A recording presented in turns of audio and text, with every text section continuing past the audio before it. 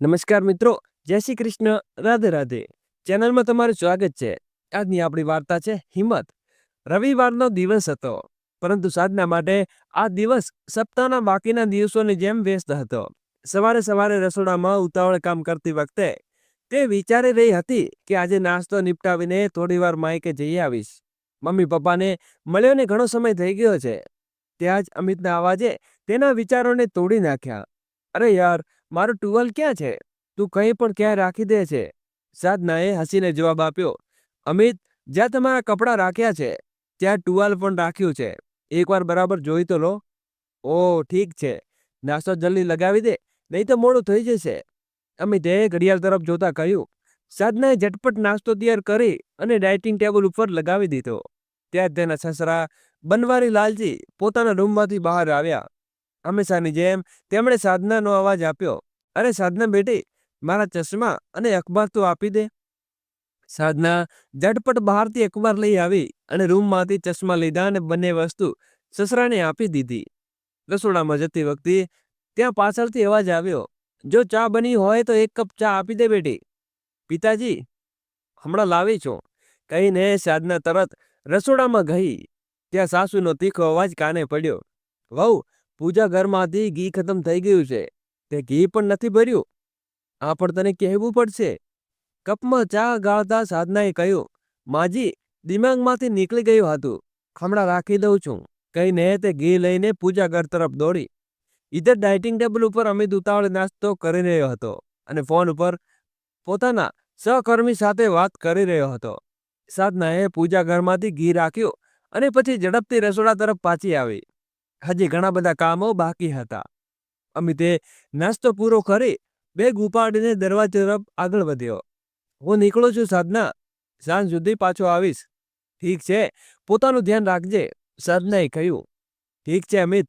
જે હાથમાં બેગ અને બીજા હાથમાં ફોન સંભાળતો અમિત ઘરની બહાર નીકળી ગયો. ડાઇનિંગ ટેબલ ઉપર બનવારી લાલજી અખબારમાં આંખો ગડાવીને બેઠા હતા. સાધનાએ તેમની સામે ચાનો પ્યાલો મૂકતા કહ્યું, લ્યો બાબુજી, તમારી ચા. સસરાએ અખબારમાંથી નજર હટાવ્યા વિના કહ્યું, બહુ, આજના સમાચાર પત્રમાં જોયું કે શું લખ્યું છે? સરકાર ફરીથી વીજળીના ભાવ વધારવા જઈ રહી છે. હવે કહે, આમે ખર્ચો કેટલો વધી ગયો છે. ત્યાં જ સાસુ પૂજા ઘરમાંથી બહાર આવતા બોલ્યા, તમને અખબાર સિવાય કંઈ દેખાતું નથી? ઉપરથી દરેક વસ્તુ આ સમાચાર સાંભળીને કંટાળો આપતા રહો છો. રસોડા તરફથી પાછી પરથી સાધનાના મોઢામાંથી અચાનક હાસ્ય ફૂટી પડ્યું. બનવારી લાલજીએ અખબારમાંથી નજર ઉઠાવી અને સુષ્માજી તરફ જોયું ને કહ્યું, અરે ભાગ્યવાન, દુનિયામાં શું ચાલે છે તે સમજવું પણ જરૂરી છે. સુષ્માજીએ હાથ નચાવતા કહ્યું, હા હા, બહુ જરૂરી છે, પણ તમારી અખબારોની ઘરકામ તો નહીં નીપટે ને. સાધના ચૂપચાપ તેની મજાક મસ્તી સાંભળતી ટેબલ ઉપર પ્લેટો ગોઠવી રહી લાગી.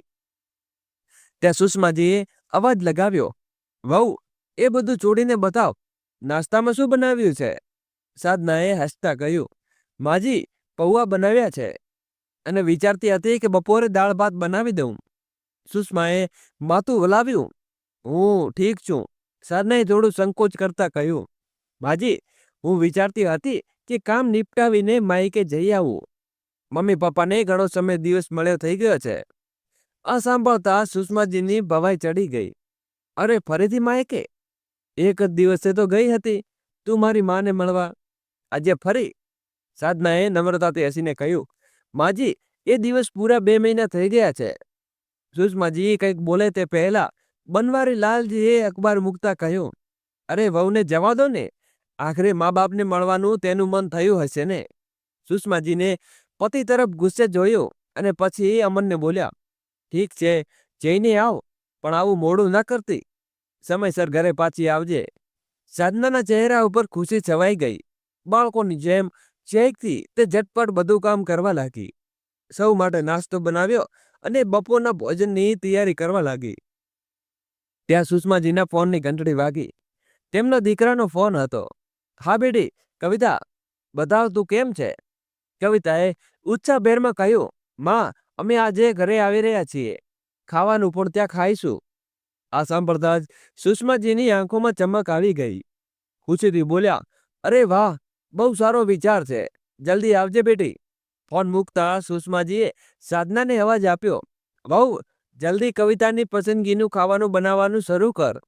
આજે તે આવે છે. આ સાંભળતા જ સાધનાનો ચહેરો મલકાઈ ગયો. એક જ પળમાં વાંકે જવાની બધી ખુશી ગાયબ થઈ ગઈ. દોસ્તો, વિડીયો શરૂ કરીએ એની પહેલા વિડીયોને લાઈક કરી, વિડીયોને વધુમાં વધુ શેર કરો અને અમારી ચેનલ પર નવા હો તો ચેનલને સબસ્ક્રાઈબ કરવાનું ભૂલશો નહીં. અને વિડીયોને છેલ્લે સુધી નિહાળવા વિનંતી છે. ઠીક છે માજી, કહેવા સિવાય તે સાસુ સામે કંઈ બોલી ન શકી, પણ મનમાં બળબડવા લાગી. આ કવિતા દીદીનું રોજનું કામ થઈ ગયું છે. 4-5 દિવસ નીકળે નહીં ને ધમક પડે છે. ખેર, સાધના પાસે બીજો કોઈ વિકલ્પ ન હતો. તેણે સાસુના હુકમનું પાલન કરવું જ પડે. તેણે પોતાના મનને સમજાવ્યું અને કામમાં જોતરાઈ ગઈ. સવારથી સતત કામ કરી રહી હતી. હવે તે નણંદની પસંદ મુજબ વિવિધ વ્યંજનો તૈયાર કરવા લાગી. બપોર થાય તે પહેલા બધું ખાવાનું તૈયાર થઈ ગયું. ત્યાં જ કવિતા પોતાના પતિ અને 1.5 વર્ષની દીકરી સાથે આવી પહોંચી. ઘરમાં રોનક વધી ગઈ હતી. સુષ્માજી પોતાની દીકરી સાથે બેસીને વાતો કરવા લાગ્યા અને બનવારી લાલજી જમાઈ સાથે રાજનીતિ વિશે ચર્ચા કરવા લાગ્યા. ઈધર સાધના એક જ પળમાં ચેનથી બેસી ન શકી. ત્યારે રસોડામાં, ક્યારેક મહેમાનોની ખાતરીમાં દોડતી રહી. જ્યાં બધા લોકો ખાણીપીણીના ટેબલ ઉપર આવ્યા તો સાધનાએ દરેક સાથે થાળી પીરસી દીધી. પણ જેવો કવિતાને પહેલો કોળિયો લીધો તો ચહેરો બગડી ગયો. તેણે નાક સીંધીને કહ્યું, ભાભી, આ શું? આજે પણ તમે ફીકું બનાવો છે? પણ તમને ખબર છે કે મને મસાલેદાર અને ચટપટું ખાવાનું પસંદ છે. સાધના ઊભી થાય તે પહેલા સુષ્માજી બોલી ઉઠ્યા, કેટલી વાર કહ્યું છે આને ખાવામાં તીખું હોય તો સ્વાદ વધે, પણ આ સાંભળે ત્યારે ને. પણ તું ચિંતા ન કર, થોડા દિવસોમાં તારા નાના ભાઈ રોહિતના લગ્ન થવાના છે અને તારી નાની ભાભી રાગીણી તો હોટલે મેનેજમેન્ટનો કોર્સ કર્યો છે. તે બહુ સ્વાદિષ્ટ ખાવાનું બનાવે છે. કવિતાએ હસતા કહ્યું, હા મમ્મી, પછી તો જ્યારે હું અહીં આવીશ રાગીણીના હાથનું બનાવેલું ખાવાનું ખાઈશ. પણ હમણાં તો આથી કામ ચલાવવું પડશે. સાધના આ બધું ચૂપચાપ સાંભળી રહી હતી. હવે તેને આવી વાતોને આદત પડી ગઈ હતી. પણ બનવારી લાલજી આ સાંભળીને ચૂપ ન રહી શક્યા. તેમણે થાળીમાંથી રોટલી ઉઠાવતા કહ્યું, અરે બિચારી સવારથી એક ટાંગ ઉપર ઊભી રહીને બધું કામ કરી રહી છે અને તમે લોકો ખાવામાં ઉણપ શોધો છો. સુષ્માજી તરત જ પતિ તરફ જોયું અને ગુસ્સેથી બોલ્યા, તમે તો બહુ વહુને માથે ચડાવી રાખો છો. જો ખાવામાં કંઈ ખામી હોય તો કહેવામાં શું નુકસાન છે? સાધનાએ કોઈ પ્રતિક્રિયા ના આપી. તે ચૂપચાપ રસોડામાં પાછી ગઈ અને વાસણો ભેગા કરવા લાગી. હવે આવી વાતોને કોઈ ફરક નહોતો પડતો. તેની બિનજરૂરી પ્રતિક્રિયા આપ્યા વિના તે પોતાના કામમાં લાગી રહેતી હતી. ધીમે ધીમે સાંજ ઢળવા લાગી. રસોડાના વાસણો સાફ કરતા સાધનાએ ઘડિયાળ તરફ જોયું તો કવિતા ન આવી હોય તો કદાચ આ સમયે હું માયક હોત. મારી માના ખોળામાં માથું મૂકીને થોડું શકૂન મેળવતી હોત, એવું સાધના વિચારી રહી હતી. ત્યાં જ સુષ્માજીનો અવાજ આવ્યો, બહુ, એક કામ કર, રાતનું ખાવાનું હમણાં બનાવી લે. કવિતાએ પણ ટિફિન પેક કરીને આપી દઈશું. બિચારી ત્યાં જઈને ખાવાનું બનાવશે શું? સાધના એક પળ માટે થંભી ગઈ. બપોરે એ જ લોકોએ તેના માટે બનેલા ખાવામાં 100 ખામીઓ કાઢી હતી. હવે એ જ લોકો ખાવાનું પેક કરીને આપવાની વાત કરી રહ્યા હતા. પણ સાધનાએ બિલકુલ જવાબ આપ્યા વિના ગેસ પેટાવીને દાળ ચડાવી દીધી અને રોટલીઓ શેકવા લાગી. બપોરની શાકભાજી હતી, પરંતુ પેક કરીને થોડી જ વારમાં લઈ આવી. સાધનાએ પોતાની નણંદ વારંવાર આવવું બિલકુલ પસંદ ન હતું. સાસુમાં દીકરી આવતા જ તેની આસપાસ ફરવા લાગતા. સસરા જમાઈ સાથે બેસીને કલાકો સુધી વાતો કરતા. આ બધાની વચ્ચે જો કોઈ નોન સ્ટોપ કામ કરતું હતું તો એ હતી સાધના. તેની સારી રીતે ખબર હતી, જો તેને આ વિશે કંઈ પણ કહ્યું તો સાસુને બિલકુલ ગમશે નહીં અને ઘરમાં બિનજરૂરી ક્લેશ થઈ જશે. ઘરની એકમાત્ર વહુ હોવાને કારણે બધી જવાબદારીઓ તેના પર હતી. તેના પતિ અમિતની નોકરી એવી હતી કે અવારનવાર શહેરની બહાર રહેતો હતો અને દેવર રોહિત દિલ્હીમાં નોકરી કરતો હતો. આવી સ્થિતિમાં ઘરની બધી જવાબદારીઓ સાધનાના ખભા ઉપર હતી. પણ મનમાં એક આશા હતી કે તેના દેવર રોહિતની સગાઈ થઈ ગઈ હતી અને ટૂંકા સમયમાં લગ્ન થવાના હતા. સાધનાને લાગતું હતું કે જ્યારે તેની દેવરાણી ઘરમાં આવશે તો કદાચ તેની મુશ્કેલી ઓછી થઈ જશે. અને તેને થોડું પણ શકૂન મળશે. કેટલાક દિવસો વીતી ગયા. આજે સાધના ઘરની સફાઈ કરવામાં વ્યસ્ત હતી. સફાઈનું કામ વધી ગયું હતું, તેથી તેને શાક ચીરવાનું કોઈ સાસુને આપી દીધું. સુષ્માજી હજી શાક ચીરવા બેઠા હતા કે તેમનો મોબાઈલ વાગ્યો. તેમણે ઝડપથી હાથ લંબાવીને ફોન ઉપાડ્યો. હા કવિતા બેટી, કેમ છે તું? તું એકલી આવે છે? જમાઈ ક્યાં છે? કેમ નથી આવતા? બીજી બાજુથી ન જાણે કવિતાએ શું કહ્યું કે સુષ્માજી પવાઈ ચડી ગઈ. તેમનો અવાજ થોડો તેજ હતો. અરે, પણ તેમની સાથે ઝઘડો કરવાની શું જરૂર હતી? આમ વિચાર્યા વિના ઘર છોડીને કોઈ આવે છે શું? સુષ્માજી હવે ચિંતિત થઈ ગયા હતા, કારણ કે તેમણે તરત જ અમિતને અવાજ લગાવ્યો. અમિત બેટા, કવિતા બસ સ્ટેન્ડ ઉપર ઊભી છે, તું જઈને તેને લઈ આવ. અમિત પોતાના રૂમમાંથી બહાર આવ્યો અને ચોંકીને બોલ્યો, પણ માં, તે એકલી આવી છે, જીજાજી કેમ નથી આવ્યા? સુષ્માજીએ ફોન બંધ કરતા ઊંડો શ્વાસ લીધો ને બોલ્યા, ન જાણે આ છોકરીને શું થશે, કદાચ પતિ સાથે ઝઘડો કરીને આવી છે. પહેલા તું તેને લઈ આવ, બાકીની વાતો પછી જોઈશું. અમિત ગાડીની ચાવી ઉપાડીને બહાર નીકળી ગયો. સાધનાએ અંદાજ થઈ ગયો હતો કે હવે ઘરમાં શું શું થવાનું છે. થોડી વાર પછી ગાડીના હોર્નનો અવાજ સાંભળ્યો. અમિત કવિતા અને તેની દીકરીને લઈને પાછો આવ્યો હતો. કવિતાના ચહેરા ઉપર નારાજગી હતી, પણ આંખોમાં માયકે આવવાની સંતોષ પણ હતો. સુષ્માજીની દીકરીને જોતા જ ઉતાવળા થઈ ઉઠ્યા. આવી ગઈ તું? ચાલ અંદર આવ, કેટલી પરેશાન લાગે છે? બનવારી લાલજીએ ગંભીર સ્વરમાં પૂછ્યું. બેટી, આખરે શું થયું? આમ અચાનક કેમ ચાલી આવી? કવિતા ચીડાઈને બોલી, શું કહું પપ્પા, મારી તો કોઈ સાંભળતું જ નથી. ક્યાંયની ક્યાંય હતી હતી કે થોડા દિવસ માયકે જવું છે, પણ દર વખતે એ જ બહારનું માનીને તબિયત ઠીક નથી. ન જા. પોતાની માની તો તેમણે ફિકર છે, પણ મારું શું? આ વખતે આજે સાસરે ઝઘડો થયો અને ગુસ્સામાં મેં પણ મારી દીકરીને ઉપાડીને ચાલી આવી. હવે થોડા દિવસો અહીં રહીશું અને જોઈ ગયું, બનવારી લાલજીએ કહ્યું. આમ નાની નાની વાતે ઘર છોડીને ચાલી આવવું તારા સંબંધો માટે સારું નથી. પણ કવિતાએ ઉદાસી સાથે કહ્યું, પિતાજી, તમારે ટેન્શન લેવાની જરૂર નથી. મેં લગ્ન કર્યા છે કે ગુલામી નથી લીધી. હું મારી મરજીની માલિક છું. જ્યારે મન થાય ત્યારે માયકે આવીશ. વૈસે તો આ લોકો રહેવા નથી દેતા, પણ હવે જ્યારે ઝઘડો થઈ ગયો છે તો ઓછામાં ઓછો 1 મહિનો તો અહીં રહેશે જ.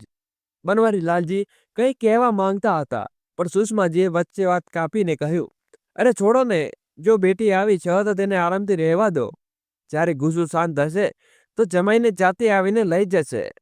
વૈસે પણ બાળકી વિના તેમનું દિલ ક્યાં લાગે છે? સુષ્માજી લાગશે એમ કહીને સાધના તરફ જોઈને બોલ્યા, સાધના વહુ, કવિતાની બેગ અંદર મૂકી દે અને તેના માટે કંઈક ખાવાનું લઈ આવ. બિચારી પરેશાન થઈને આવી છે. સાધનાએ માથું નમાવીને જી માજી કહ્યું અને બેગ ઉપાડીને અંદર લઈ ગઈ. સાધના ચૂપચાપ રસોડામાં ગઈ, એક ગ્લાસ પાણી ભર્યું અને નળની સામે મૂકી દીધું. કવિતાએ અનમારી રીતે પાણીનો ગ્લાસ ઉપાડ્યો. ત્યાં સુષ્માજી ફરી બોલ્યા, અરે વહુ, ફક્ત પાણી લઈને મૂકી દીધું, ચા નથી બનાવી શકતી?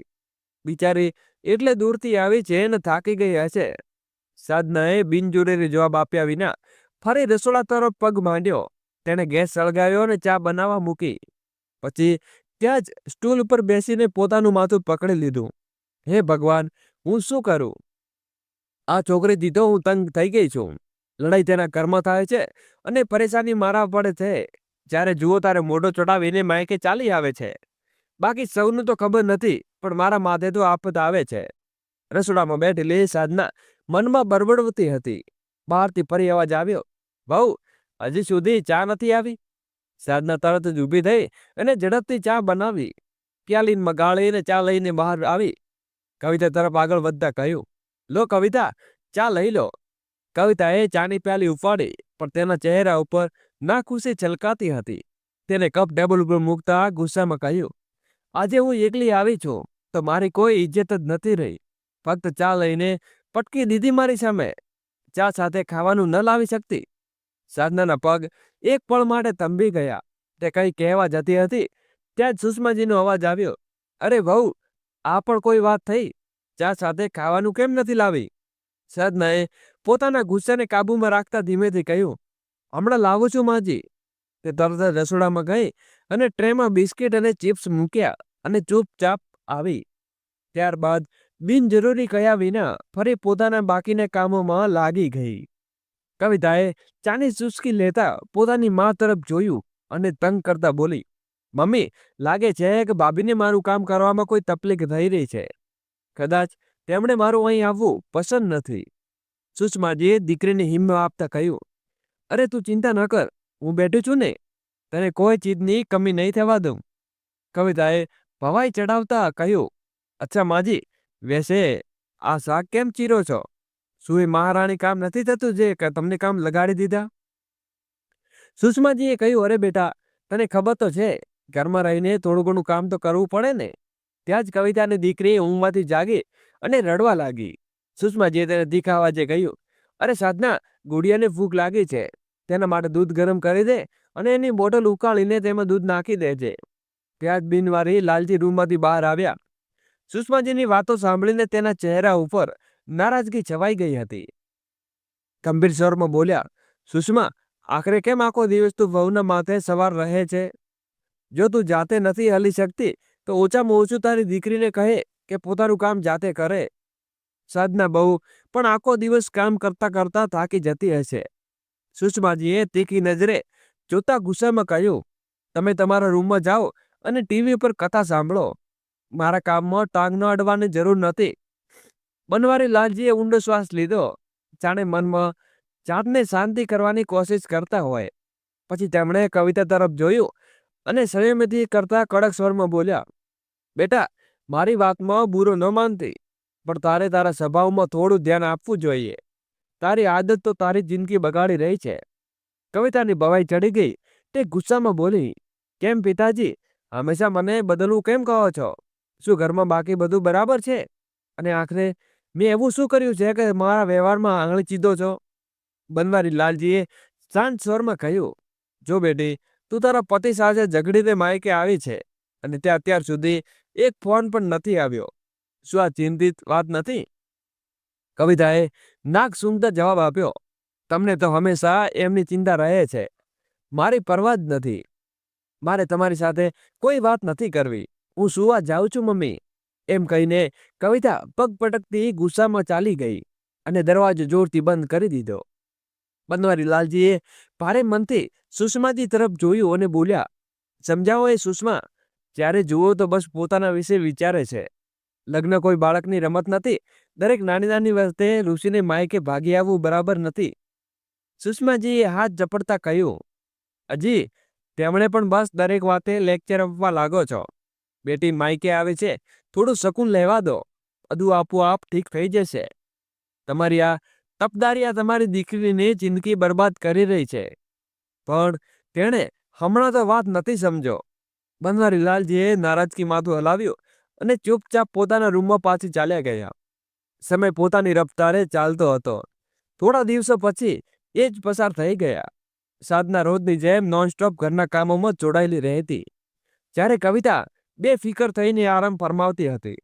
બિનજરૂરી ચિંતા વિના, બિનજરૂરી જવાબદારી વિના. એક જ દિવસ સાધના પોતાનું કામમાં વ્યસ્ત હતી. ત્યાં તેનો મોબાઈલ વાગ્યો. સ્ક્રીન ઉપર મારું નામ દેખાતું હતું. તેને હસતા હસતા ફોન ઉપાડ્યો. હેલો માં. બીજી બાજુથી સાધનાની માનો ફરિયાદ ભરેલો અવાજ આવ્યો, શું બેટી, કેટલા દિવસ થઈ ગયા તારો ચહેરો જોવા માટે, પણ તરસતી રહી ગઈ છું. તારી નણદ ગઈ છે ને હજી સુધી? સાધનાએ લાંબો શ્વાસ લીધો અને ધીમા સ્વરે બોલી, કૌમાં, આ તો જવાનું નામ જ નથી લેતી. કહે છે કે જ્યાં સુધી એનો પતિ માફી નહીં માંગે ત્યાં સુધી તે ક્યાંય નહીં જાય, અને મને નથી લાગતું કે આટલી જલ્દી જવાની છે. સાધનાની માને ચિંતા થવા લાગી. તો પછી શું માયકે આવી જા, તારું મન પણ બહેરાઈ જશે. સાધના હળવેથી હસી અને બોલી, કાલે મેં સાસુના માથે માયકે જવાની વાત કરી તો ગુસ્સામાં બોલ્યા કે ઘરમાં આટલી મુશ્કેલીઓ ચાલી રહી છે અને તને માયકે જવાની પડી છે. હવે એમને કોણ સમજાવે કે મુશ્કેલી ફક્ત તમારા માટે છે, કવિતા માટે તો નહીં. એ તો બહુ ખુશ છે, સરળતાથી આઝાદ થઈ રહી છે. હવે તો રોજ રાત્રે મોડે સુધી ટીવી પર ફિલ્મો જુએ છે અને સવારે 11 વાગે પહેલા ઉઠતી નથી. સાધનાની માએ ઊંડો શ્વાસ લીધો અને ચાલ કોઈ વાંધો નહીં બેટા, બસ તું તારું ધ્યાન રાખજે, મને તો તારી ચિંતા રહે છે. સાધનાએ હસવાનો પ્રયત્ન કર્યો અને બોલી, તમે તમારી ચિંતા ન કરો માં, બસ તમે પોતાનું ધ્યાન રાખજો. ફોન મૂકીને સાધનાએ ઘડિયાળ તરફ જોયું. ઓહો, લંચ બનાવવાનો સમય થઈ ગયો છે.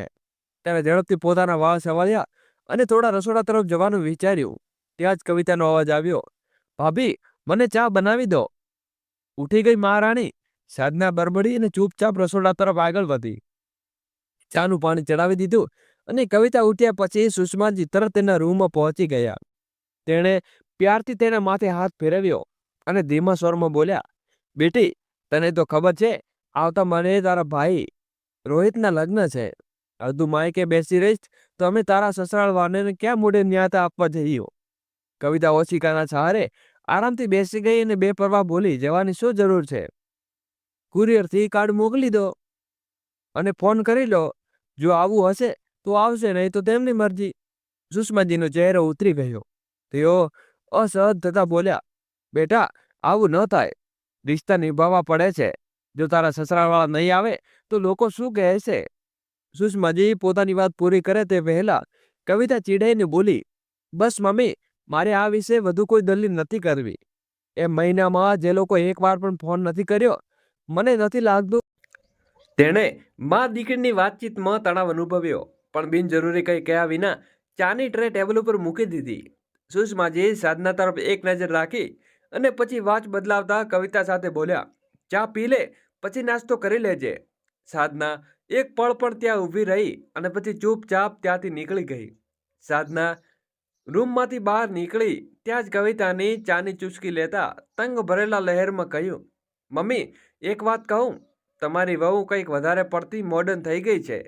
જુઓ તો આજકાલ માટે પડદો નથી રાખતી. સુષ્માજીએ ઊંડો શ્વાસ લીધો અને હળવી ચીડ સાથે બોલ્યા, શું કરું બેટી, તારા પપ્પાએ તેને વધુ છૂટ આપી રાખી છે. હંમેશા એની તફદારી કરતા રહે છે. દરવાજાની બહાર ઊભેલી સાધના આ બધું સાંભળતી હતી. તેનું મન એક અજીબ દર્દથી ભરાતું ગયું. કવિતાની વાતો સાંભળીને સાધનાનું મન થયું કે હમણાં જઈને કહી દઉં કે આખો દિવસ રસોડાની ગરમી અને પરસેવામાં ટળવળતા માથે પડદો રાખવો કેટલો મુશ્કેલ હોય છે. એકવાર જાતે જ અજમાવી જુઓ. પણ તેને પોતાને રોકી દીધી. જો હું કહીશ તો ઉલટું મને ખોટું ઠેરવવામાં આવશે. એમ તો જાણતી હતી કે તેની વાતમાં કોઈ નહીં સમજે. આ જ વિચારીને તેણે પોતાના મનને શાંત કર્યું અને હંમેશાની જેમ ચૂપચાપ પોતાના કામમાં લાગી ગઈ. દોસ્તો, આગળ વિડીયો શરૂ કરીએ અને પહેલા વિડીયોને લાઈક કરી ચેનલને સબસ્ક્રાઈબ અવશ્ય કરી દેજો. રાત્રે જ્યારે અમિત ઘરે આવ્યો તો સાધનાએ તેની સાથે વાત કરવાનો નિર્ણય કર્યો. અમિતે તેનું બેગ મૂકી સાધના પાસે ઊભી રહી ગઈ. અમિત ચોંકીને સાધના તરફ જોયું. શું થયું સાધના, તું આટલી પરેશાન કેમ લાગે છે? સાધનાએ પોતાની રૂમ વાત શરૂ કરી. તમારી બહેન આખો દિવસ મારા હુકમ ચલાવે છે. તેના માટે હું કોઈ માણસ નથી, બસ એક નોકરાણી છું. અને આટલો કર્યા પછી પણ માજીને કાન ભરતી રહે છે. મને હંમેશા ખોટી સાબિત કરવાની કોશિશ કરે છે. અમિતે લાંબા શ્વાસ લીધો અને બોલ્યો, અચ્છા, ફરી એ જ વાત? મને લાગ્યું કે કોઈ નવી વાત થઈ છે. સાધનાએ અમિતની બેપરવાહી પર ગુસ્સો આવ્યો. તે થોડો તેજ સ્વરમાં બોલી, જુઓ, હું એક માણસ છું અને મને પણ ઇજ્જત જોઈએ. હવે મારી સહનશક્તિ હદ ખતમ થઈ ગઈ છે. યા તો તમે દીદીને સમજાવો યા મમ્મી સાથે વાત કરો, પણ હવે વધુ સહન નથી કરી શકતી. અમિતે થોડી પળ સાચ્યો અને ખભો પકડાતો બોલ્યો, સાધના, તું ચિંતા ન કર. રોહિતના લગ્ન જ્યારે કવિતાના સસરાળવાળા આવશે તો જીજાજીને મળીને તેને ગુસ્સો આપોઆપ શાંત થઈ જશે. અમિતની વાત સાંભળીને સાધના ચૂપચાપ થઈ ગઈ. દિવસો પસાર થતા ગયા અને આખરે રોહિતના લગ્નનો દિવસ પણ આવી પહોંચ્યો. ઘરમાં રોનક હતી, મહેમાનોની ચહલપહલ હતી અને લગ્નના દિવસે કવિતાની નજર ભીડમાં પોતાના સાસુ સસરા અને પતિની શોધમાં રહી હતી. પણ જ્યારે કોઈ દેખાયું ન તો તેના ચહેરા ઉપર ગુસ્સાથી લાલ થઈ ગયો. આખરે સુષ્માજી પણ ચિંતિત થઈ ઉઠ્યા અને બનવારી લાલજી સાથે બોલ્યા, તમે તો તેમની સાથે વાત કરી હતી ને, તો પછી તેઓ કેમ નથી આવ્યા? બનવારી લાલજીએ ઠંડો શ્વાસ લેતા જવાબ આપ્યો, અમારી વાત કરવાથી એ ન કરવાથી શું ફરક પડે? સુષ્મા, જ્યારે તેમની વહુ કવિતા, તેના કારણે તેને અમારી સાથે રિશ્તો હતો, તે જ તેમની સાથે નથી તો તેઓ લગ્નમાં આવીને શું કરત? આ પછી કવિતાએ મનમાં નક્કી કરી લીધું કે હવે આ રિશ્તો વધુ નિભાવી શકાય નહીં. તેણે વકીલને ફોન કર્યો. કવિતાએ વકીલને ફોન કર્યો અને તલાકના કાગળો તૈયાર કરાવી દીધા કહ્યું. બીજી તરફ રોહિતના લગ્નની બધી રસમો પૂરી થઈ ગઈ હતી અને રાગિણી હવે આ પરિવારનો નવો સભ્ય બની ગઈ હતી. તે એક શિક્ષિત, સમજદાર અને આધુનિક વિચારસરણી ધરાવતી છોકરી હતી, પરંતુ પોતાના મૂળ અને પારિવારિક મૂલ્યો સાથે પણ ગાઢ રીતે જોડાયેલી હતી. જ્યારે તે જોઈતી કે સાધના ઘરમાં બધા કામ એકલા હાથે સંભાળી રહી છે, તો બિનજરૂરી કહ્યા વિના તે પોતાના મદદ માટે આગળ આવી જતી. જો કે ટૂંક સમયમાં તેણે એક વાત નોંધી કે સાધના હંમેશા ઘરના કામોમાં વ્યસ્ત રહે છે, જ્યારે કવિતા ફક્ત બેસીને આદેશ આપી રહે છે. લગ્ન પછી આખું એક અઠવાડિયું પસાર થઈ ગયું. તેમ છતાં કવિતાએ સસરાળ પાછા જવાની કોઈ ઈચ્છા ન હતી કરી. પણ રાગિણીએ વિચાર કર્યો કે નવે નવ લગ્નમાં આ મુદ્દે હમણાં બોલવું યોગ્ય નથી. આજે સવારે સાધના ઘરમાં બધા કામો નિપટાવીને કપડાં ધોવા બેઠી હતી. લગ્નની દોડધામના કારણે કપડાં ધોવામાં સમય નહોતો મળ્યો, તેથી હવે તેના કપડાં ધોવાનું મશીન લગાવી દીધું. કપડાનો ઢગલો જોઈને રાગિણી તરત તેની પાસે આવી ગઈ. ભાભી, આટલા બધા કપડાં એકઠા કરી કેવી રીતે ધોશો? હું સાથે ધોઈ છું. સાધનાએ હસતા હસતા કહ્યું, અરે રાગિણી, હાજી તારા લગ્નની મહેંદી પણ નથી ઉતરી. કામ કરવાની તો આખી ઉંમર પડે છે ને. રાગિણી હસતા બોલી, કંઈ વાંધો નહીં ભાભી, આટલા બધા કપડાં ધોતા ધોતા થાકી જશો અને સાથે કામ કરવું તો થોડી વાત પણ થઈ જશે. આજે પહેલીવાર કોઈએ ઘરમાં સાધનાના આરામથી ફિકર કરી રહી હતી. તેના ચહેરા ઉપર મુસ્કાન આવી ગઈ.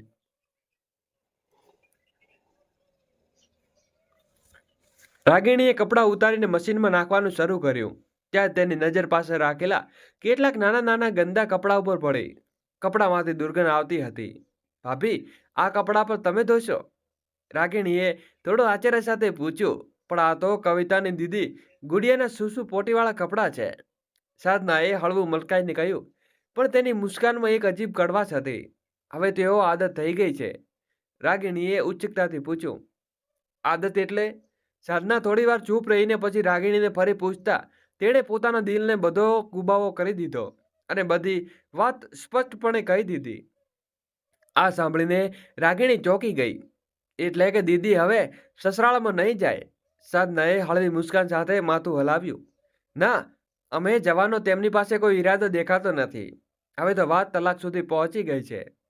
રાગિણીએ આ સાંભળીને ઊંડું આશ્ચર્ય થયું. તેણે સાધનાના ચહેરાને ધ્યાનથી જોયું. તેની આંખોમાં દર્દ અને ચહેરા ઉપર થાક સ્પષ્ટ દેખાતું હતું. ભાભી, તમે શું કહેતા કેમ નથી? આ અન્યાય સામે તમારે અવાજ ઉઠાવવો જોઈએ. તમે ચૂપચાપ બધું કેમ સહન કરો છો? સાધનાએ માથું નમાવી દીધું. તેનો અવાજ રૂંધાઈ ગયો. હું શું કરું રાગિણી? અહીં કોઈને બોલવા દેવામાં આવે છે ક્યાં? કંઈ કોઈ કોશિશ કરું તો ચૂપ કરી દેવામાં આવે છે. જ્યારે પણ મેં મારી હાલત વિશે કહેવા પ્રયત્ન કર્યો તો માજીએ કહી દીધું કે મારી દીકરી માયકે આવી છે, તેને પરેશાન ન કર. અને અમિત તો હંમેશા એ જ કહેતો રહ્યો છે કે સમય સાથે બધું ઠીક થઈ જશે. રાગિણીનો ચહેરો ગુસ્સાથી તસમસી ઉઠ્યો. તો શું તમે હંમેશા ચૂપ રહેશો? વધારે પડવું સહન કરવાથી લોકો તમારો ફાયદો ઉઠાવતા રહે છે. ભાભી, તમે પરેશાન ન થાઓ. હવે હું તમારી સાથે છું. બંને દેવરાણી જેઠાણી વાતો કરતા કામ કરી રહ્યા હતા. ત્યાં સુષ્માજીનો તીખો અવાજ આવ્યો. રાગિણી, વહુ, અરે ક્યાં ચાલી ગઈ? રાગિણીએ ઝડપથી હાથ ધોતા જવાબ આપ્યો. જી માજી, હું અહીં જ છું. ભાભીની મદદ કરી રહી હતી. ત્યાં સુષ્માજી સાથે કવિતા પણ ત્યાં પહોંચી ગઈ.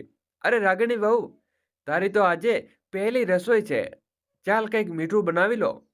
સુષ્માજીએ આદેશ ભરેલા સ્વરમાં કહ્યું અને રાગિણી હાથ લંબાવતા બોલી, પણ મમ્મીજી, પહેલાં હું અહીંનું કામ નિપટાવી દઉં, પછી રસોડામાં આવીશ. કવિતાએ વચ્ચે ટોકી દીધું. અરે કપડાં ધોવાનું કામ તો સાધના ભાભી કરી રહે છે. તેમણે આદત છે. તું ઝડપથી રસોડામાં ચાલ. એમ કહીને કવિતાએ હલકી રાગિણીને હાથ પકડીને ખેંચ્યો અને રસોડા તરફ લઈ ગઈ. રસોડામાં ઊભેલા સુષ્માજીએ એક નવો ફરમાન સાંભળાવ્યો.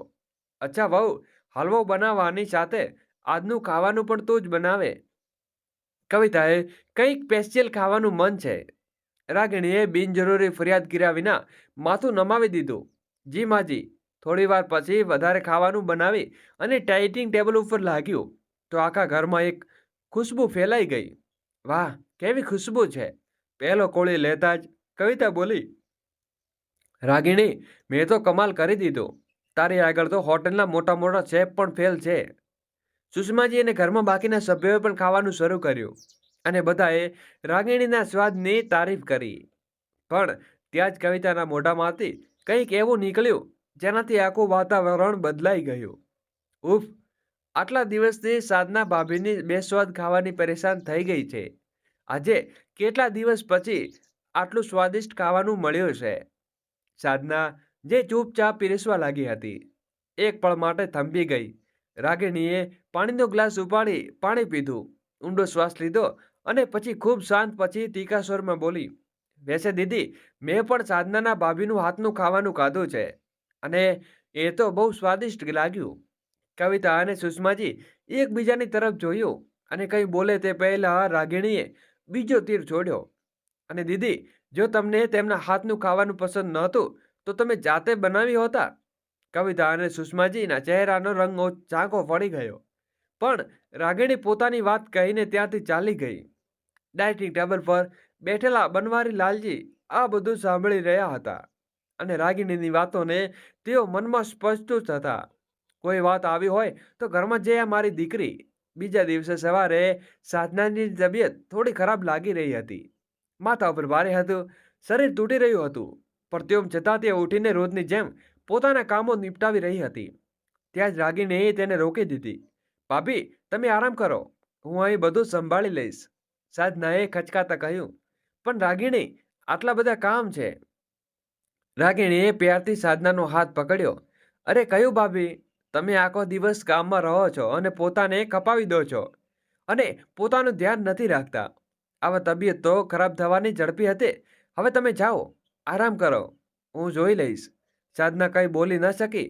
પહેલી વાર તેને લાગ્યું કે કોઈ તેની સવારના 11 વાગી ચૂક્યા હતા. કવિતા આગળ ઊંઘમાંથી જાગીને ઊંઘમાં ભરેલી આંખો સાથે બહાર આવી. તેણે ઉધર નજર ફેરવી, કદાચ સાધનાએ શોધી રહી હતી. જ્યારે તે ક્યાંય દેખાણી નહીં તો તેની નજર સામે બેઠેલી રાગિણી ઉપર પડી. અરે રાગિણી, મારા માટે 1 કપ ચા બનાવી દે. ઇલાયચી નાખીને કડક ચા બનાવજે. મારું માથું બહુ ભારે થઈ રહ્યું છે અને હા, ગુડિયાને કપડાં ધોવા માટે રાખ્યા છે. ચા બનાવ્યા પછી તે પણ ધોઈ દેજે, તેને આદેશ ભરેલા સ્વરમાં કહ્યું. રાગિણી જે કપડાં તૈયાર કરેલી હતી તેણે બિનજરૂરી સમય બગાડ્યા વિના સ્પષ્ટ લહેરમાં કહ્યું, જુઓ દીદી, પહેલી વાત તો એ છે કે ગુડિયાને ગંદા કપડાં ધોવું એ મારી જવાબદારી નથી. તે તમારી દીકરી છે. જો તેનું ધ્યાન રાખવું છે તો પણ તમારે કામ છે. અને બીજી વાત, જો તમારું માથું આટલું ભારે થઈ રહ્યું છે તો આગલી વખતે રાત્રે 3 વાગ્યા સુધી ટીવી જોવાને બદલે સારી ઊંઘ લીધી લેજો. ફિલહાલ તમારી ચા તમે જાતે બનાવો, કારણ કે હું તો તમને ચા બનાવી આપવાની નથી. કવિતા તેની વાત સાંભળીને અવાક રહી ગઈ. પછી થોડું સાંભળીને બોલી, શું તે મારું કામ કરવાની ના પાડી? રાગિણીએ જવાબ આપ્યો, અરે તો એમાં કયો પહાડ તૂટી પડ્યો? ઈચ્છો છો કે તમે જાતે બનાવી શકો છો. તમને દેખાતું નથી કે મારી પાસે પહેલેથી જ ઘણું બધું કામ છે? એમ કહીને રાગિણી ચાલી ગઈ. રાગિણીના આ જવાબે કવિતાના પગ નીચેથી જમીન ખસેડી દીધી. સાધના ભાભીને તો આજ સુધી મને ક્યારેય જવાબ નથી આપ્યો, અને આ કાલે તો આવેલી છોકરી મારી સામે જીભ લડાવે છે. કવિતાનો ચહેરો ગુસ્સાથી તમસસી ઉઠ્યો અને રાગિણી પોતાની વાત પૂરી કરીને પાસે રાખેલા ગ્લાસ ભર્યો અને પોતાની જેઠાણી સાધના માટે દવા લઈને તેના રૂમમાં ગઈ. સાધના બોલી, શું થયું? કોઈ પરેશાની છે? રાગિણીએ કહ્યું, અરે ના ભાભી, કોઈ પરેશાનીની વાત નથી. કવિતા દીદી મને ચા બનાવવા કહી રહી હતી તો મેં કંઈ પણ સાફ સાફ કહી દીધું કે જો ચા પીવી હોય તો તમે જાતે બનાવીને પી લો. સાધના આ સાંભળીને હેરાન રહી ગઈ. શું તે ના પાડી? રાગિણી બોલી, અરે નહીં તો શું, મેં આ લોકોની ગુલામી નથી લીધી. જે ખોટું લાગશે તેના ઉપર તો બોલવું પડશે. સાધના ચિંતામાં પડી ગઈ. રાગિણીએ સાધનાના ચહેરા ઉપર હાવભાવ વાંચી લીધા. તેણે હળવેથી તેના ખભા ઉપર હાથ મૂક્યો અને મલકાતા બોલી, અરે ભાભી, તમે ટેન્શન ના લો. જુઓ કેવી રીતે સીધો છો. એક અઠવાડિયાની અંદર જો દીદીને તેના સસરા પાછા ન મોકલ્યું તો મારું નામ રાગીણી નહીં. બીજી તરફ રાગીણીના જવાબે કવિતાને અંદરથી હચમચાવી દીધી હતી. તેણે ક્યારે આવી કલ્પના પણ નહોતી કરી કે આ ઘરમાં કોઈ તેને આવી રીતે પલટીને જવાબ આપી શકે.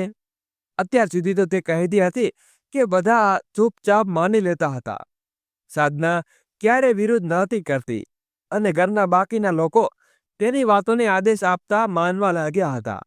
પણ આજે પહેલી વાર કોઈએ તેની વાતને માત્ર અવગણિત નહીં પણ સામે થઈને જવાબ આપ્યો.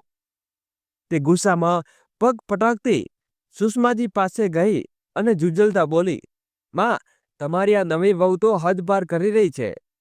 મારી સાથે આવી રીતે વાતો કરી રહી હતી કે જાણે હું ઘરની મહેમાન છું અને તે માલકન. પણ શું થયું? સુષ્માજીએ ચિંતિત સ્વરમાં પૂછ્યું. માં, મેં તો ફક્ત એટલું જ કહ્યું હતું કે મારું માથું ભારે થઈ રહ્યું છે, મારા માટે ચા બનાવી દે. પણ તે જવાબમાં આપતા બોલી કે જેને જે જોઈએ તે જાતે બનાવી લે. હું પૂછું છું કે ક્યાં મહારાણી છે તે? સુષ્માજી બોલ્યા, અચ્છા, આટલી બધી હિંમત? તું ફિકર ન કર, એક અઠવાડિયું થયું નથી અને મારી દીકરી ઉલટા જવાબ આપવા લાગી. હું તેને જોઈ લઈશ. સુષ્માજીએ તરત જ અવાજ લગાવ્યો, રાગીણી વહુ, જરા અહીં આવો તો. રાગીણી બેફિકરથી આવીને બોલી, જી માજી, કોઈ કામ હતું? સુષ્માજીએ કડક અવાજમાં કહ્યું, તું કવિતા સાથે આવી રીતે વાત કરી રહી હતી. આ કોઈ રીત છે તારી વાત કરવાની? રાગીણીએ ડર્યા વિના કહ્યું, માજી, મેં તો ફક્ત એ જ કહ્યું હતું કે સાચું છે. દીદીએ જો ચા જોઈતી હતી તો જાતે બનાવી શકતી હતી ને. એમાં વાત ફક્ત ચાની ન હતી. તે તો મને ગુડિયાના ગંદા કપડાં ધોવા માટે પણ કહી રહી હતી. હું શા માટે તેની દીકરીના ગંદા કપડાં ધોઉં? સુષ્માજી તેને જોતા જ કહ્યું, લો સાધના વહુ પણ આવી ગઈ. સાધના વહુ પણ આવી ગઈ. તમે એને સમજાવો. વહુ, આ શું બરાબર કહી રહી છે? સાધનાએ પોતાની સાસુ તરફ જોયું અને પછી કવિતાની આંખોમાં આંખો નાખીને કહ્યું, હા, બિલકુલ બરાબર કહી રહી છે. એમાં શું ખોટું છે? કારણ કે સાધના મોટેથી આ સાંભળીને કવિતાના અને સુષ્માજી સ્તંભ થઈ ગયા.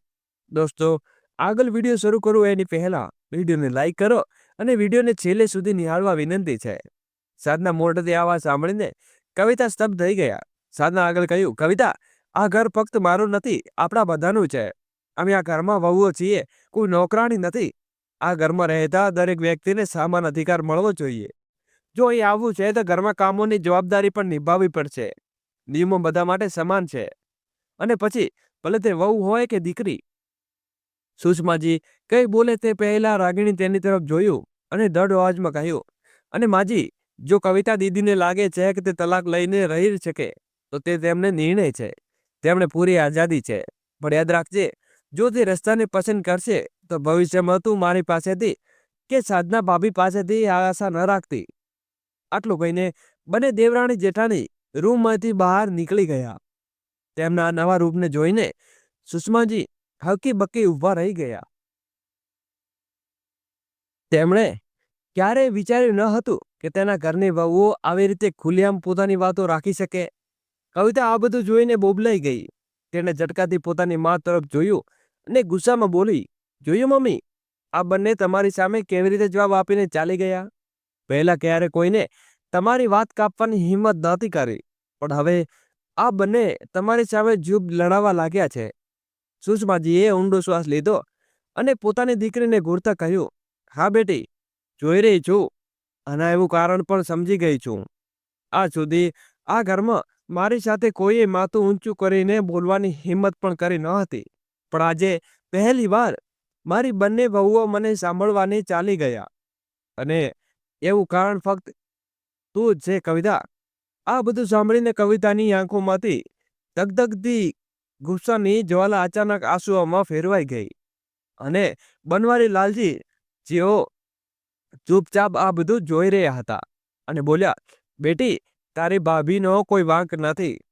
તારે જાતે વિચારવું જોઈએ કે જો કાલે તારી નણંદ તારા ઘરમાં આવીને બેસી જાય છે તો તારા ઉપર હુકમ ચલાવે અને તારી માં સાથે તારી ઉશ્કેરે તો શું તે બરબાદ કરી શકીશ? તારા ઉપર શું બીતશે? તારું સસરા જ તારું ઘર છે. આ વાત તારા દિમાગમાં બેસાડી લે. સુષ્માજી બોલ્યા, જો બેટી, નાની નાની વાતો ઉપર આમ ઝઘડતી માયકે આવી જવું અને રિશ્તો તોડી નાખવો એ નિર્ણય લઈ લેવો બિલકુલ ઠીક નથી.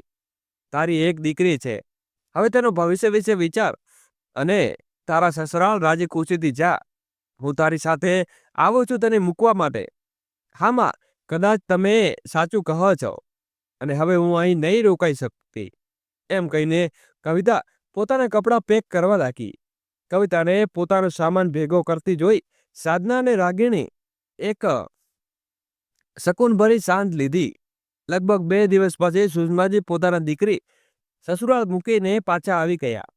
બનવારી લાલજી બોલ્યા, સુષ્મા, આજે તે કવિતાને સમજાવી અને બુજાવીને તેને સસરાળ પાછી મોકલીને ખૂબ સમજદારીનું કામ કર્યું છે. પણ જો આ કામ એ દિવસે કર્યું હોત, તે દિવસે ઝઘડીને અહીં આવી હતી, તો વાત અહીં સુધી પહોંચી ન શકી હોત. તો મિત્રો, તમને શું લાગે છે કે રાગિણીએ જે કર્યું તે સાચું હતું? તમારો અભિપ્રાય જરૂરથી કોમેન્ટ બોક્સમાં લખજો. આ કહાની પસંદ આવી હોય તો વિડીયોને લાઈક કરજો અને જો આ કહાનીને તમારા દિલને અડકી હોય તો તેને શેર કરજો. કહાનીના અંત સુધી જોડાવા બદલ તમારો ખૂબ ખૂબ આભાર અને દિલથી ધન્યવાદ. જય શ્રી કૃષ્ણ. રાધે રાધે. ફરી મળીશું નવી કહાની સાથે. ત્યાં સુધી મસ્ત રહો, ખુશ રહો અને આરામદાયક જીવો.